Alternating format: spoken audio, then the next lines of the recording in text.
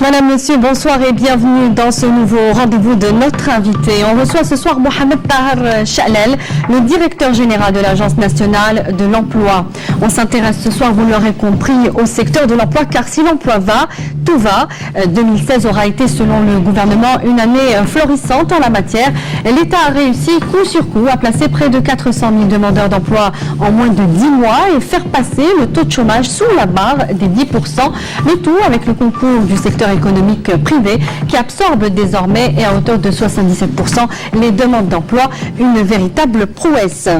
Alors c'est une performance, Monsieur Chalel, pour le moins étonnante en ces temps de crise financière et de ralentissement de l'activité économique. Comment expliquez-vous ces chiffres? Merci Madame. Vous avez commencé déjà par dire que c'est une prouesse. Une prouesse ne doit pas être étonnante. Étonnante. Voilà. Les chiffres que nous avons, donc c'est des chiffres qui sont exacts. Donc on reçoit de l'offre d'emploi, on enregistre la demande d'emploi.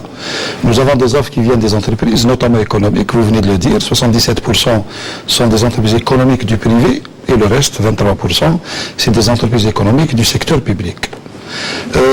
Nous constatons effectivement donc une hausse autour de entre 10 et 15% sur les 5 dernières années au niveau du placement et naturellement au niveau des offres d'emploi. 14%, oui, précise. Oui. Donc au niveau des offres d'emploi et au niveau aussi des placements que nous effectuons pour le compte de ces entreprises. Pour répondre à ma question, comment vous l'expliquez? Non, je vais répondre. Alors, on l'explique d'abord par les... Vous savez que durant 10 années, il y avait de grands chantiers au niveau de l'infrastructure de base, mais les 10 dernières années, il y a une diversification de l'économie. J'ai visité tout le pays et je suis en train de voir qu'au niveau de beaucoup de wilayas, il y a des investissements. Doing Business, dans Doing Business, l'Algérie a gagné beaucoup de place aussi, donc il y a une amélioration. Je ne dis pas que au niveau du climat des affaires, tout va bien, mais il y a une amélioration du climat des affaires. On voit des investissements parce qu'on reçoit des offres d'emploi, de nouveaux investissements dans le pays. On a des régions qui se spécialisent de plus en plus et nous avons aussi la substitution à l'importation. Je m'explique. Auparavant, l'Algérie importait des services et surtout des biens. Aujourd'hui, beaucoup de ces biens et de ces services, et notamment de biens, ne sont plus importés.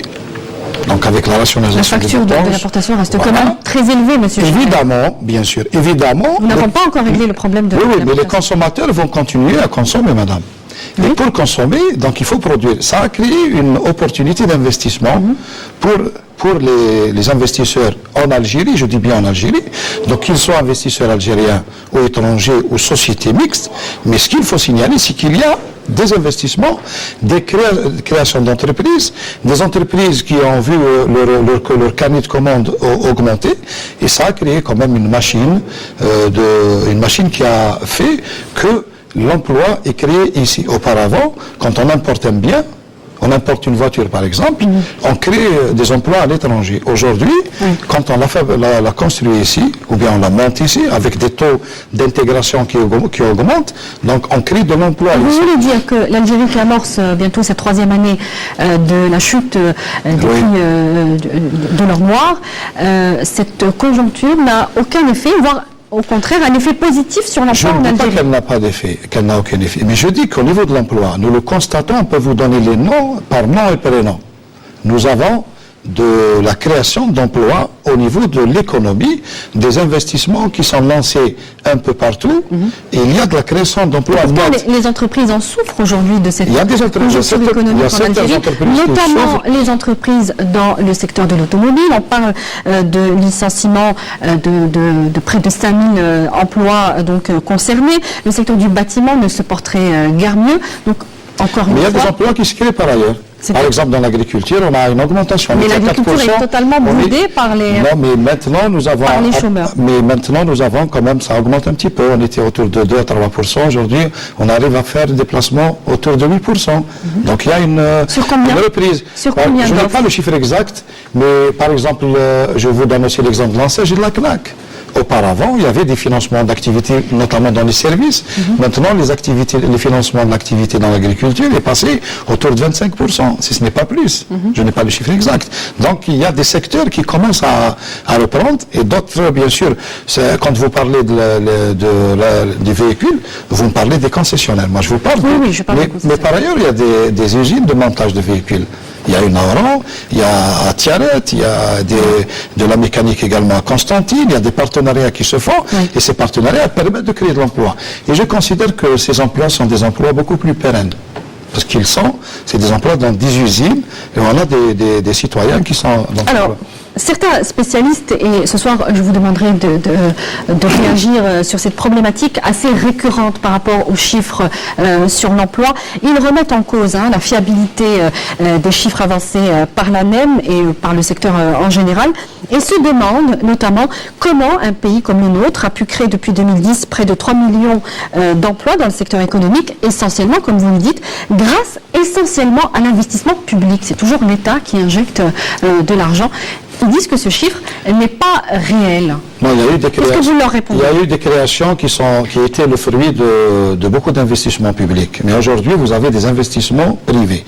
Maintenant, vous me parlez d'observateurs, d'acteurs dans on va dire dans le marché de l'emploi. Mais nous avons nos chiffres. C'est des chiffres qui sont exacts, je vous le dis tout à l'heure, et je peux vous mettre au défi pour vous donner. C'est tout ce que vous pouvez dire, qu'ils sont exacts. Comment les convaincre que ces L'ONS également, elle fait des études aussi, l'ONS, elle a fait, quand elle présente le taux de chômage. Et je vais vous poser la question, je vais le dire pour la énième fois. Pourquoi le chiffre du chômage en 99, quand il était à 30%, 29,7, il était juste vrai? Et quand on annonce un chiffre, pas moi, l'ONS, elle annonce un chiffre de 9,9 en avril 2016, on dit c'est un chiffre faux, on le remet en cause. Alors qu'une année avant, pas une année, moins d'une année, en septembre 2015, le chômage est passé à 11,2. Et on avait dit que c'est bon, c'est de bons chiffres. Moi aussi, je vous pose la question. Pourquoi est-ce qu'on a des chiffres qui augmentent? Et c'est la même institution, le même organisme, c'est l'Office national des statistiques qui fait les enquêtes chômage. Il faisait une enquête par année, maintenant il fait 2 enquêtes par année. Alors quand il présente des chiffres qui sont à la hausse, ils sont bons. Quand ils sont à la baisse, on se pose des questions et on met en doute. Il y a une conjoncture économique aujourd'hui. Non, mais je vous dis, la conjoncture... Difficile. Oui, c'est vrai qu'elle est difficile, la conjoncture économique, mais elle a constitué par ailleurs des opportunités d'investissement. Hier, je regardais sur la télévision un reportage sur quelqu'un qui fabrique des équipements, je pense, dans le secteur médical. Et il a dit la même chose. Il a dit maintenant, avec cette conjoncture, le secteur de la santé importe moins, il achète chez lui plus. Et quand il achète chez ce fabricant algérien qui fabrique ici, ce fabricant recrute des Algériens. Il crée plus d'emplois, madame. Donc ça crée... Donc les stocks qu'il a, il les épuise et donc il produit plus. Alors pour bien comprendre comment justement s'établissent les chiffres au niveau de l'agence de l'emploi ou sur les tendances de l'emploi en général, dites-nous comment ou d'où viennent les chiffres officiels que vous présentez, que l'agence présente chaque année? Les chiffres officiels, nous avons un réseau de 270 agences au niveau national. D'abord, il faut dire que nous avons un système d'information centralisé intégré. Nous sommes une agence qui utilise des moyens modernes. Donc il n'y a plus de feuilles Excel qu'on utilise. Un système centralisé intégré, nous avons par nom et prénom tous les demandeurs d'emploi. Nous avons notre fichier employeur, donc entreprise. Nous recevons au niveau du réseau de 271 agences des offres d'emploi. On fait le rapprochement, le matching. Il est fait par le système lui-même. Et après, il y a une sélection de candidats. Les candidats, ils sont orientés vers les entreprises. Les entreprises font leur sélection définitive. Ils recrutent ceux qui sont... on va dire, qui répondent à leurs conditions, aux conditions de l'offre. Les autres, ils reviennent dans le stock de la demande d'emploi. Aujourd'hui, nous avons moins de 2 millions dans le stock de la demande d'emploi. Donc on a et c'est des chiffres, bien sûr, qui peuvent augmenter et qui peuvent également baisser en fonction de la saison. Par exemple, justement, les enquêtes de l'ANEM, elles sont trimestrielles, c'est ça? Nous, on présente des C'est ce chiffres. qu'on trouve sur votre site internet. Oui, oui. Au niveau de l'ANEM, on ne fait pas d'enquête. On a de l'exhaustif. L'ANS, elle fait des Disons enquêtes. votre bilan. Notre bilan, il est exhaustif, il est mensuel, madame. Nous Il est allons, mensuel. dans 3-4 jours, nous allons présenter le bilan du mois de novembre, donc à la fin du mois de novembre. Et en janvier, bien entendu, ça va être le bilan de l'année. Donc on présente le bilan chaque fin de mois. Donc pour suivre les fluctuations. Les fluctuations. D'autre part, il y a les chiffres de l'ONS, l'Office national des statistiques. On sait qu'il se base sur des méthodes, disons, internationales. Ce sont les calculs Des normes, c'est les normes du Bureau international du travail. imposées par l'organisation Il ne faut pas internationale. dire qu'ils sont imposés, c'est des normes sur lesquelles s'entendent tous les pays du monde qui sont membres de l'ONU, parce que l'organisation internationale, c'est... Il faut suivre ces normes-là pour Bien calculer. sûr, Donc bien elles sont sûr. imposées par l'ONU. Il y a un L'Office- consensus sur toutes les Si vous voulez, l'Office national des statistiques établit donc ces chiffres de façon périodique sur 2 fois dans l'année. Oui, oui, auparavant, il faisait une fois par année, mais pour cette année, il a fait en avril. D'habitude, en il avril. le fait en septembre. En septembre. Ouais. Alors, comment se fait-il, Monsieur Tahar Chahel, que les chiffres de l'ONS et les chiffres de l'ANEM soient si concordants, alors que ce ne sont pas du tout les mêmes méthodes de calcul, ni la même liée en termes de périodicité? Il n'y a pas beaucoup de Et vous différence. parlez souvent de cette fluctuation si importante du marché du Il n'y a travail. pas beaucoup de différence entre les chiffres de l'ANEM, effectivement, et ceux de l'ONS. Bon, pour nos chiffres, ce sont des chiffres exhaustifs. Ça prouve, je pense, aussi que l'ANEM capte une partie importante aussi, c'est-à-dire elle a un bon taux de pénétration sur le marché de l'emploi. L'ONS Aujourd'hui, l'ANEM est beaucoup plus connue que les années précédentes. On ne parle plus maintenant du bureau de main-d'œuvre ou bien de l'ONAMO. Oui. Maintenant, c'est une agence qui s'est modernisée durant toutes ces années, depuis 2006 au jour d'aujourd'hui.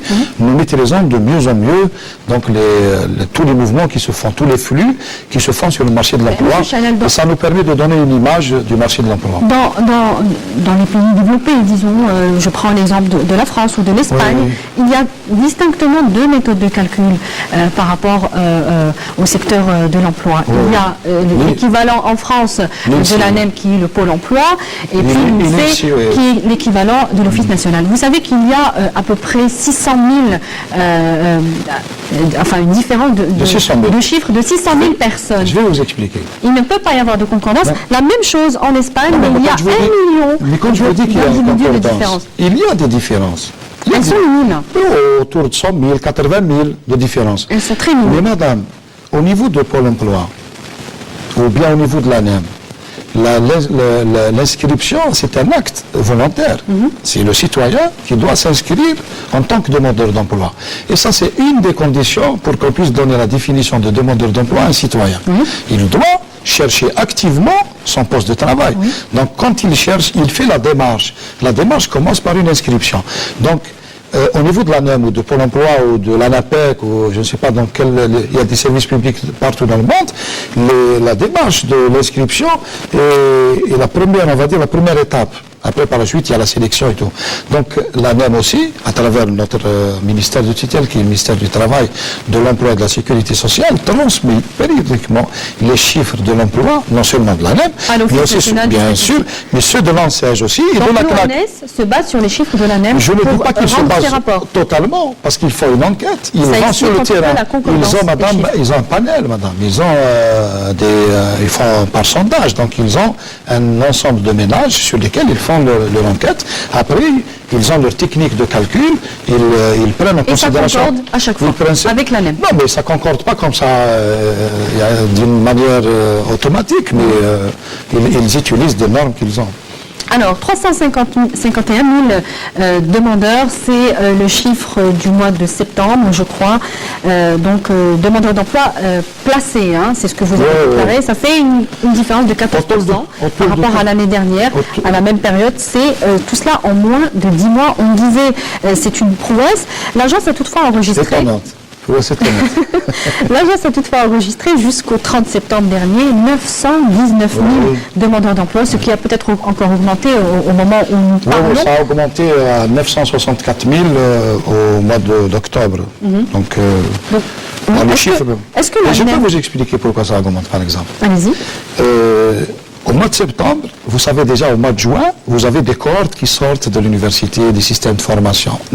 Généralement, les citoyens, quand ils terminent leurs études ou bien leur cursus de formation, ils ne viennent pas dans les agences d'emploi sans s'inscrire.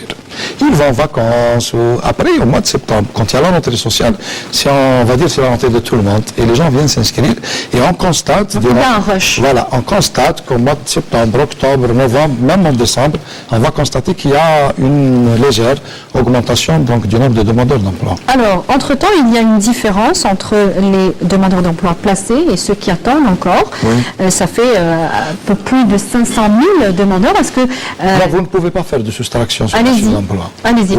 Vous avez un mouvement des demandeurs d'emploi. Donc l'erreur, c'est de soustraire les placés des demandeurs d'emploi. Parce qu'on a ce qu'on appelle la demande enregistrée. C'est-à-dire les gens qui s'inscrivent, vous savez, des gens qui peuvent s'inscrire 2 fois à l'année. Parce qu'à l'ANEM, chaque 6 mois, il faut revalider la demande. Donc vous avez des gens qui s'inscrivent, et parmi ces citoyens qui s'inscrivent, on place des demandeurs d'emploi. Donc vous pouvez dire que on peut peut-être faire une addition, mais pas une soustraction.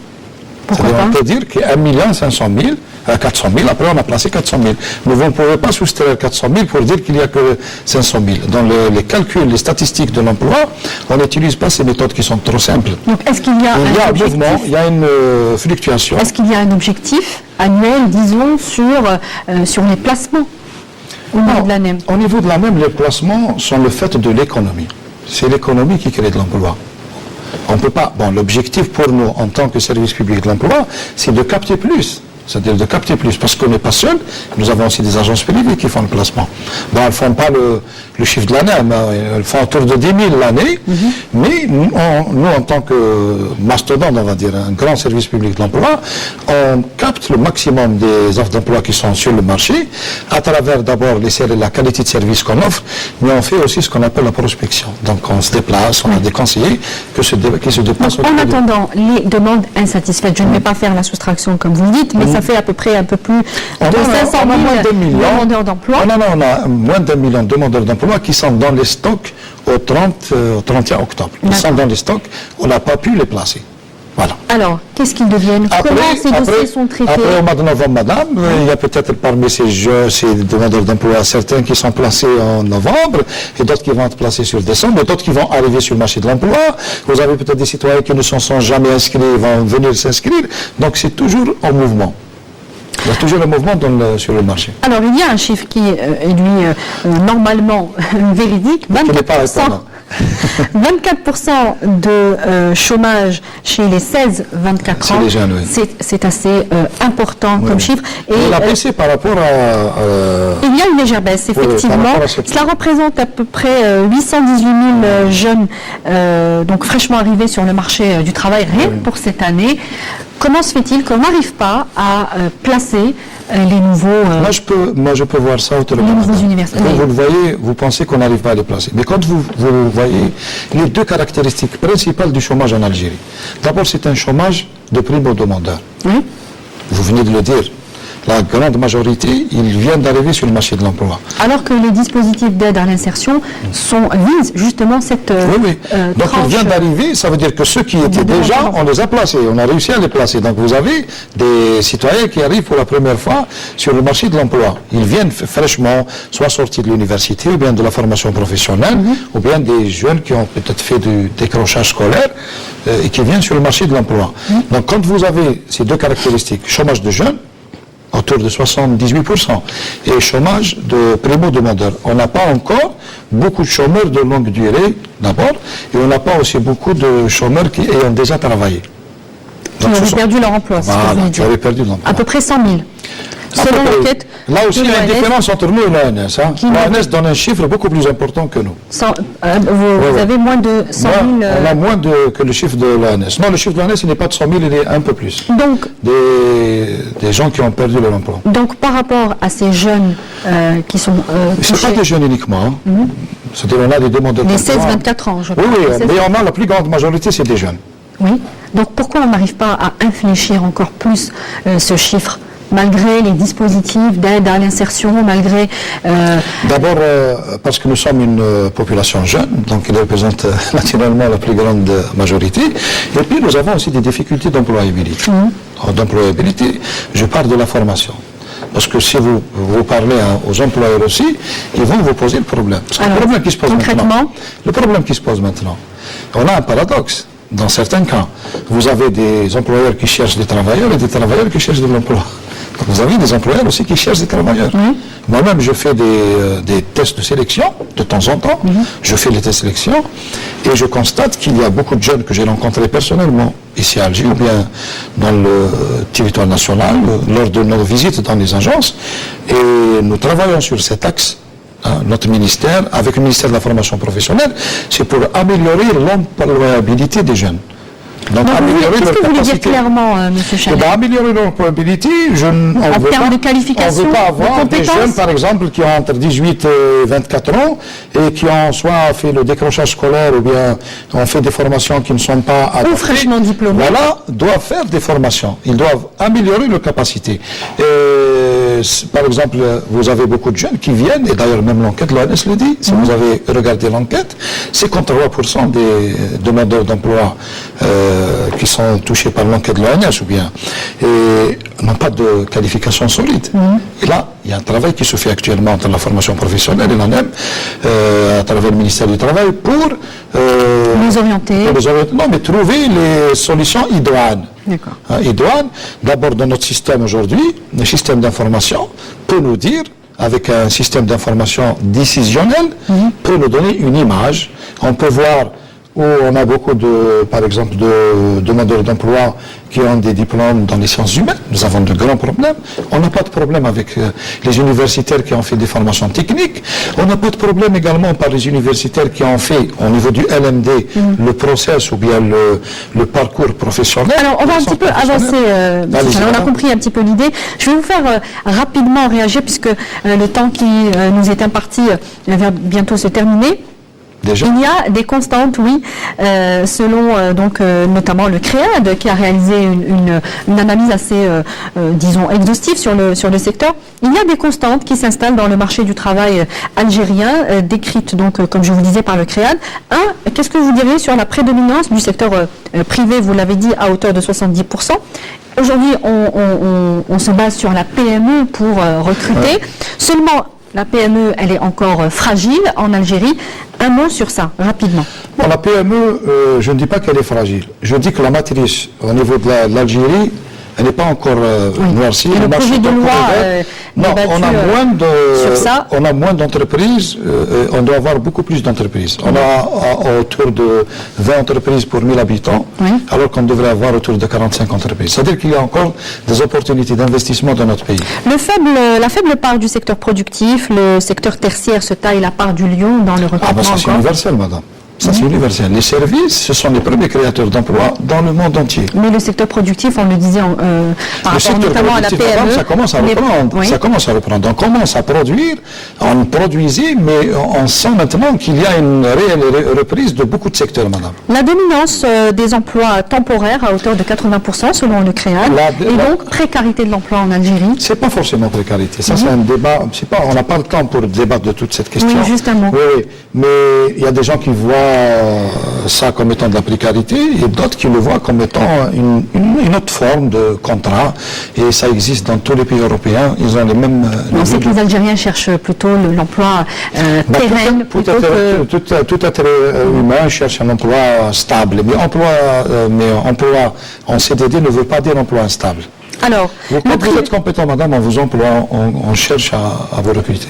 Alors, un mot et on terminera là-dessus sur les dispositifs d'aide à l'emploi, le DAIP, le contrat de travail aidé.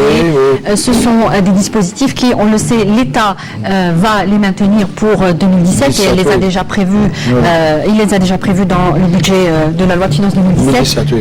Et pour après, monsieur Tahar, pour le dispositif DAIP, nous avons une tendance baissière depuis 4 dernières années. Je vous ai dit au début de l'émission que nous voyons une hausse de l'emploi au niveau de l'économie, c'est ça le plus important, une baisse au niveau du DAIP. Pourquoi? Parce que le DAIP, on l'a orienté presque totalement vers le secteur économique. En 2011, on avait mis 660 000 placements, dont 80% étaient dans l'administration. Aujourd'hui, en 2016, on est autour de 60 000 placements, mais à 94% dans le secteur économique. Ouais. Donc, il y a une nouvelle orientation de Mais est-ce que ces dispositifs, on va continuer à les... enfin, l'État va pouvoir continuer à les maintenir? Ces dispositifs, ils sont mis en place. L'État joue son rôle de régulateur. Oui. Tant que les capacités de l'économie n'arrivent pas à absorber toute la demande de l'emploi, ces citoyens ne doivent pas rester, être en reste. Ils doivent être accompagnés à travers des dispositifs pareils. Et ça se fait dans tous les pays du monde. Ils ont peut-être des formes qui sont différentes, mais ça se fait dans tous les pays du monde. C'est ce qu'on appelle les contrats aidés. Monsieur Mohamed Tahar Cha'lel, vous êtes, je le rappelle, le directeur général de l'Agence nationale de l'emploi. Merci d'avoir été avec nous ce soir. Merci à vous également de nous avoir suivis. Je vous retrouve dès mercredi prochain pour un nouveau thème de notre invité. Très bonne suite des programmes sur notre chaîne. Bonsoir.